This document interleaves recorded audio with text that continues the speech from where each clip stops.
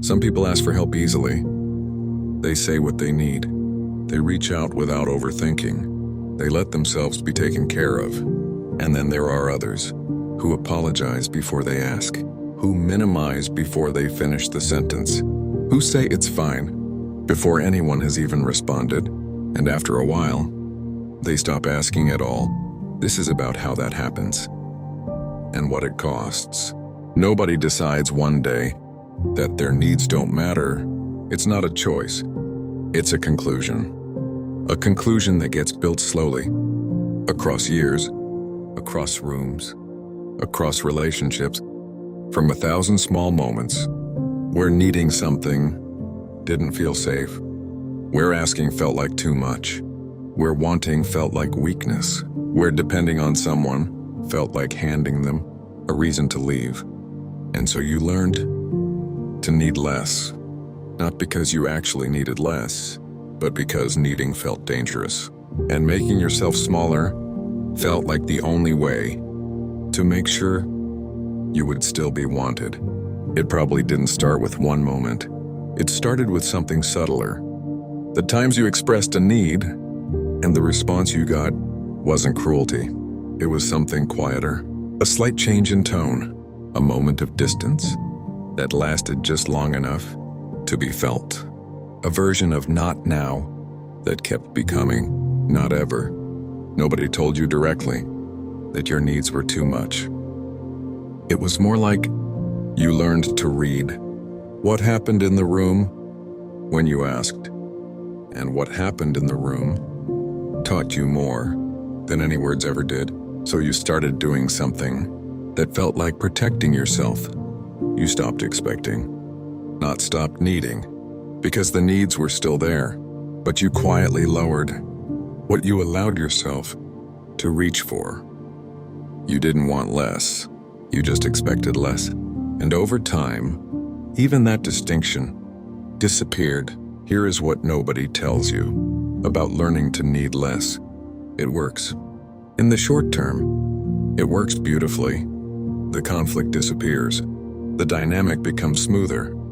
People seem more comfortable around you. And you start to believe, unconsciously, that this is the correct version of yourself. The low-maintenance version. The independent version. The one who never asks for too much. But here is what was actually happening. You weren't becoming more independent. You were becoming more careful. There is a difference.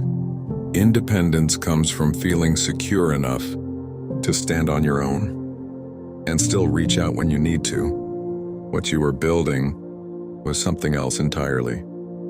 It was a wall, built brick by brick, from every time a need went unmet, every time asking felt unsafe, every time you were made to feel that your feelings were an inconvenience.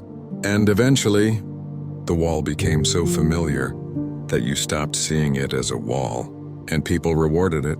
They called you strong, independent, easy to be around, low maintenance, mature, and every compliment felt like confirmation that this version of you was the right one, the one worth keeping, the one that finally earned a kind of love that felt stable. But what nobody said, what you couldn't have known then, was that every compliment was also making it harder to see what the wall was costing you, because you weren't being loved for who you were.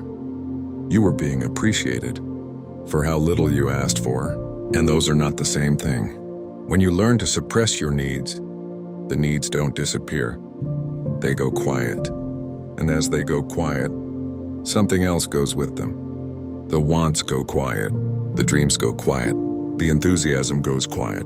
Because wanting things and needing things come from the same place inside you. You cannot shut down one without dimming the other. So the person who learned not to need help also slowly stopped knowing what they wanted for dinner. The person who learned not to ask for more also slowly stopped imagining a life that looked different. The person who learned to go last also stopped believing they were allowed to go first. And one day, someone asks, What do you want? And there is a pause, a long one. Not because the answer is complicated, but because somewhere along the way, the question stopped feeling like it was meant for you. And when you no longer know what you want, when desire itself has become unfamiliar, independence starts to look like the safest way to live. Not because you chose solitude, but because wanting things had become too expensive and needing people had become too risky. So you built a life that looked strong from the outside and felt very quiet on the inside. There is a version of independence that is genuinely free. It is chosen. It comes from wholeness. It says I can stand on my own, and I also know how to let people in